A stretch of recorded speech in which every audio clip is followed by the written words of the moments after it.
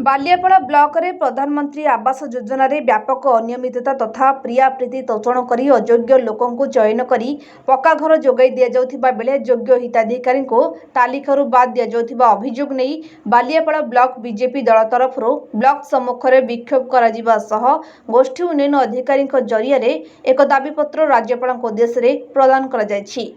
पूर्वतन मंत्री रघुनाथ महांती नेतृत्व में प्रथमे खगड़ापाड़ मठ निकटू एक शोभा बाहरी बालियापाड़ ब्लॉक सम्मुख में दलर शताधिक कर्मी उपस्थित रही विक्षोभ प्रदर्शन करने सहित प्रधानमंत्री आवास योजना रे बालियापाड़ ब्लॉक रे व्यापक अनियमितता होइथिबा तथा योग्य को बाद दे अयोग्य और दलीय भितर घर बंटन करा जाउथिबा कथा उपस्थित नेतृमंडली अभियोग करिथिबा बेले तुरंत तदंत करा जाई संपृक्त अधिकारी और कर्मचारी विरोध में कार्यानुष्ठान नेबा पई दाबी करिसेंती।